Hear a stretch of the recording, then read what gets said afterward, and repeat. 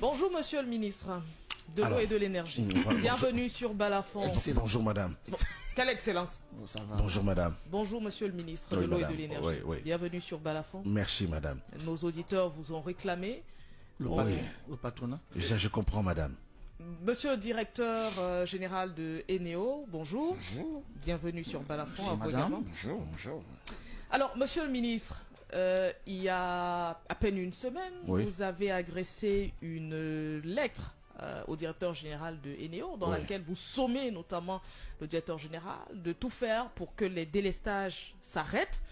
Mais en fin de semaine dernière à Douala, votre discours a changé. Pourquoi, monsieur le ministre? Écoutez, madame, vous savez, le chef de l'État est très préoccupé par le confort de vie des Camerounais et on ne peut plus accepter qu'il y ait autant de coupures d'électricité. Et puis, cela porte un coup dur à la qualité de vie, le confort, mais davantage aussi à l'économie, puisque vous avez ces Camerounais débrouillards là qui ont besoin d'électricité pour écraser le kilo de maïs ou des condiments ou pour Madame, j'espère que vous allez me donner la parole. J'ai donc demandé à Eneo, et je le dis fermement, de rétablir cette situation parce que cela est susceptible de porter atteinte à l'ordre public. Oui, parce que imaginez s'il y a un soulèvement populaire à cause justement de ces coupures de courant qui ne s'expliquent pas. Alors j'ai donné une mise en demeure à Eneo de régler ça très rapidement. Voilà.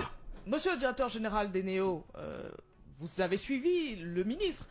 Pourquoi les Camerounais n'ont pas d'énergie électrique? Ce monsieur doit à la société Eneo 18 milliards. Quel C'est ça la monsieur? vérité. C'est ça la vérité. Le ministre de l'eau, l'État du Cameroun? L'État du Cameroun. 18 milliards.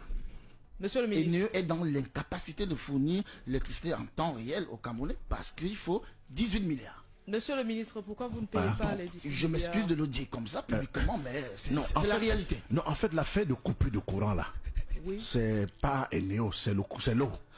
L'absence d'eau. Ah? Oui, c'est l'absence d'eau. Il n'y a pas d'eau. La sécheresse. Un journaliste doit rester neutre. Le soleil. Tout ça, la nature. Tout ça et tout ça, oui. Ça fait qu'il n'y a pas d'eau. Donc je vous demande à vous les Camerounais. Oui, je vous demande à vous les Camerounais d'être patients. Hein. Ça va s'arranger. On attend les pluies. Donc je demande, comme c'est la période du carême là, oui justement, et moi-même d'ailleurs j'ai appelé mon curé, Père Guy Marcel Nganabichem. Je l'ai appelé hier. J'ai demandé à Père Guy Marcel d'appeler tous les fidèles que pendant ce moment de piété et de purification, qu'on mette un genou au sol pour implorer le Très-Haut, pour qu'il fasse descendre les pluies. Madame, vous comprenez que le problème est ailleurs. Afin que c'est cette affaire de coupure de courant. Mais monsieur le ministre, c'est vous il y a une semaine qui avez menacé le directeur général d'Eneo. Non, sans payer les 18 milliards. Mais lorsqu'il dit que vous devez, que l'État du Cameroun doit à l'entreprise Eneo 18 milliards, vous changez de langage. Maintenant, c'est que c'est dû à la nature. Qu'est-ce qu'on peut faire sans eau, madame? Même vous-même là, qui est journaliste là. Est-ce que vous pouvez faire la cuisine sans eau? Non, mais il n'y a pas de pluie. On parle de quoi? Il n'y a pas de pluie. Et les pluies, c'est prévu pour quand, monsieur le ministre? Sont prévues pour quand? La fin du mois de mars. Donc, les Camerounais ont Je suis ministre de l'eau, mais je suis pas ministre des pluies. Vous êtes ministre de l'eau et de l'énergie. Oui, ministre de l'eau et des pluies. C'est pourquoi je demande à tous les d'être, soyez patients. D'ailleurs, je l'ai même demandé aussi au patronat, Tawamba et les autres hommes d'affaires là, d'être patients. Les pluies reviendront. Et quand les pluies reviendront, le courant reviendra. Mais monsieur le ministre, on va revenir sur Eneo. Tout récemment, c'était je pense l'année dernière, vous avez annoncé les premiers 60 mégawatts du barrage de Natigal pour décembre 2023. Vous-même, vous l'avez annoncé sans pression aucune. Ça a glissé. On s'est retrouvé en janvier lors du Conseil de ministres. Vous avez dit devant le Premier ministre, chef du gouvernement, que ce ne sera plus en décembre 2023, ce sera le 24 février 2024. Comme si le 24 février était loin. Sauf que là, nous sommes le 26 février 2024, monsieur le ministre de l'eau et de l'énergie. Finalement, quand est-ce que les Camerounais auront les premiers 60 mégawatts du barrage de Natigal, qui a coûté, tenez-vous tranquille, près de 400 milliards de francs CFA déjà à l'État du Cameroun? Vous savez, quand il n'y a pas de pluie, la pluie, c'est quoi? Toutes vos provisions là, tout ce que vous dites là, madame, vous avez raison. Nous avons espéré qu'on aurait ces mégawatts.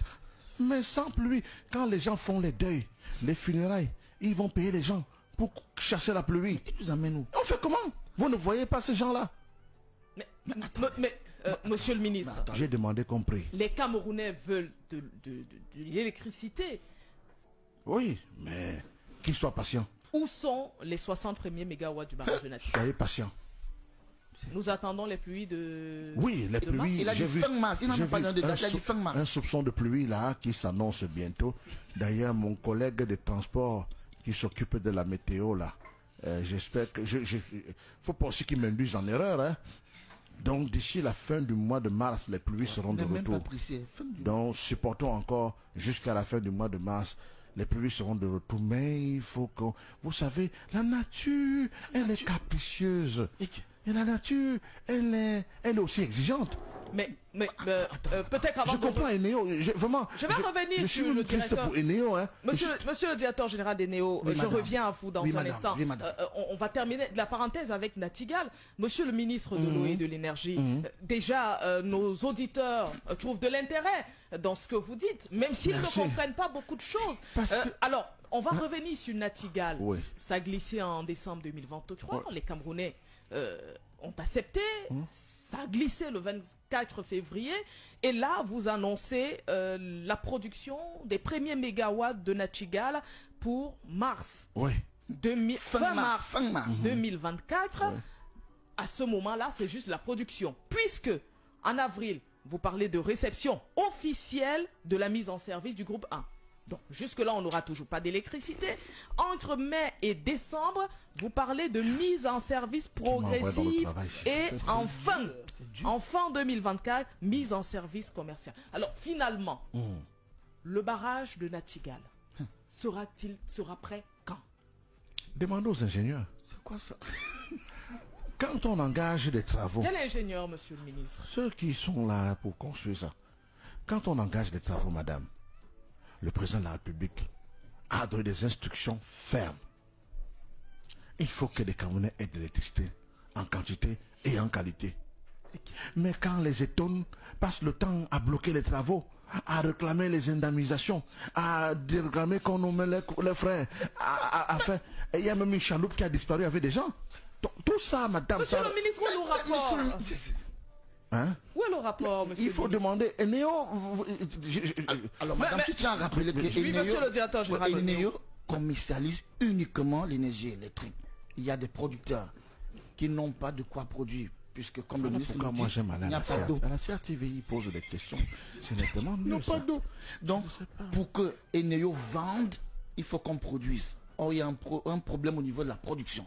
Donc, c'est pas Eneo le problème. Mais monsieur le directeur général, lorsque le ministre est en train d'expliquer ou en train de parler, vous ne pouvez pas couper l'énergie électrique. Vous saviez que le ministre était attendu à Douala, mais pendant qu'il prend la parole, vous le coupez, l'énergie électrique. Qu'est-ce qui s'est passé? Le chef de l'État est très en colère. Monsieur le ministre, la question est adressée au directeur général. Pendant mon discours, ils ont coupé le courant. Mais c'est madame, vous êtes une brillante journaliste d'ailleurs. Oui, c'était un cas pratique pour voir à quoi ça ressemble. Il fallait faire une démonstration au ministre à quoi ressemble un délestage. En plein travaux, et je crois que le ministre a bien transpiré. Bon, mais vous avez dit au GECAM que c'était un problème technique. Oui, c'était rien à voir. Oui, et j'exhorte d'ailleurs le GECAM à revoir ces câbles-là, ces fils électriques. C'est ça qui a dû... Vous voyez que pendant... mais monsieur le directeur général, vous également, vous devez renouveler votre matériel. Est-ce que c'est au GECAM Je rappelle que Eneo commercialise uniquement. Il y a une chaîne de production. Donc le problème d'Eneo, ce sont les 18 milliards que l'État du Cameroun vous doit. Exactement. Monsieur le ministre. Madame, vous savez vous-même tous les problèmes qu'on a eu avec les barrages, avec Mekin. Cette idée lumineuse du président de la République, avec Memvele, avec l'homme Panga, d'ailleurs même, comment on peut concentrer autant de barrages dans cette région alors qu'on aurait pu faire des barrages de retenue? Mais c'est vous le ministre. C'est vous le ministre de l'eau et de l'énergie. Je suis arrivé, c'était déjà engagé, madame. Tu vois. J'étais pas là. J'essaye de mon mieux d'ajuster des choses afin que les Camerounais aient de l'électricité. Mais monsieur le ministre, est-ce que vous-même vous ne comprenez pas, vous n'imaginez pas, ou bien vous ne vous rendez pas compte que vous vous contredisez énormément, monsieur le ministre? Qui se contredit? vous annoncez un fait, vous revenez. C'est vous qui avez menacé Eneo. Maintenant, vous dites non, c'est plus Eneo. Il nous a sommés. Il nous a sommés. Vous dit, vous nous devez 18 milliards. Payez, vous dites non. Maintenant, c'est la nature. Les opérateurs économiques, calmez-vous. Monsieur le ministre, on vous tient quand même à vous rappeler que ce sont 7 régions sud-est au Cameroun qui sont touchées par ces délestages intempestifs. Oui, vous savez en même temps aussi que... Est-ce que le chef de l'État est au courant? Le président de la République a salué la résilience des Camerounais. Et cette résilience... Jusqu'à quand cette résilience, monsieur le ministre? Vous êtes un peuple résilient.